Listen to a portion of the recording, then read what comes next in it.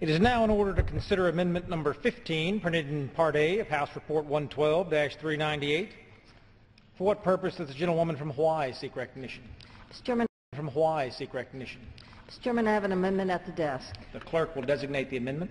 Amendment number 15, printed in Part A of House Report number 112-398, offered by Ms. Hanabusa of Hawaii. Pursuant to House Resolution 547, the gentlewoman from Hawaii, Ms. Hanabusa, and a member opposed will each control 5 minutes. The chair recognizes the gentlewoman from Hawaii. Thank you, Mr. Chair, and I yield myself as much time as I may need. Gentlewoman's recognized. Thank you. Mr. Chair, April 20th, 2010, September 19th, 2010.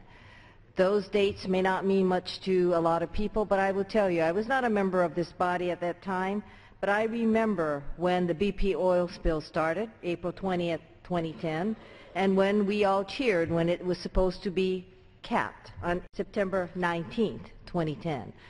Almost 5 months of watching it daily, even in Hawaii, of the oil and the attempts, and cheering and then being disappointed when they couldn't take care of this oil spill that was devastating, clearly, the coast. Now, there was an independent BP spill commission that was appointed, and their conclusions were published, and they said that it was preventable. They said that their corners were cut, bad decisions were made, and stronger safety standards could have prevented the disaster.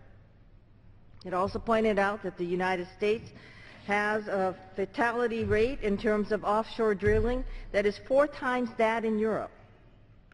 And they also found that the problems were systemic to this industry. The amendment that I have before you is a simple one and a very common sense amendment.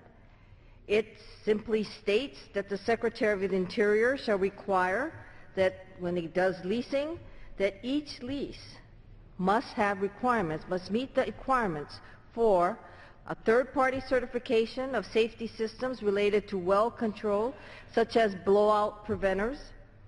It must meet requirements for performance of blowout preventers, including the qualitative risk as well as subsea testing. It also must meet requirements for an independent third-party certification of well casing and cementing programs and procedures. It must meet requirements for mandatory safety and environmental management system of the operators on the Outer Continental Shelf. And it must meet requirements of procedures and technologies to be used during drilling operations to minimize the risk of igniting an explosion of hydrocarbons. Anyone who remembers the BP oil spill, watching it on television as I did every day watching the news, all of these points are so relevant to what had occurred. So, Mr. Chair, I ask that my colleagues vote along with me to pass this very common sense amendment as we remember what happened beyond those 5 months, April 2010 to September 2010. We have the opportunity of being the safest offshore oil industry in the world, and this amendment would help us get there. And that's what we owe the people. We owe those people who suffered through this, and we owe the rest of this nation a sense of being secure and knowing that when we are drilling, that we are drilling safely and we will not see those fatalities again. Thank you, Mr. Chair, and I reserve the remainder of my time. What purpose does the gentlewoman from Hawaii rise? Mr. Chair, I'd like to use the remainder of my time. The gentlewoman's recognized. Thank you.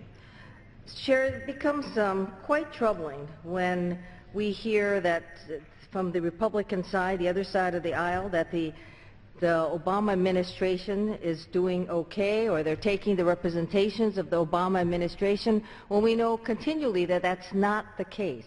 So if anything, this should send up a red flag for everyone and wonder, what is it that's really causing this concession to an agency? The facts are the facts. We had the BP oil spill. It took 5 months.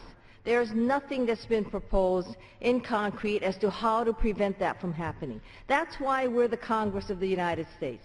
That's why we're asked to pass laws, because it is only with the passage of laws that we can say, you know, you've got to do this. And if they are doing it, and if they can guarantee that, and they can say that these leases are in fact in compliance, it's up to them. All that we're saying in the statute is giving a format and a framework to say, hey, make sure that these points are met in these leases. They're the ones who are going to determine whether it's met or not.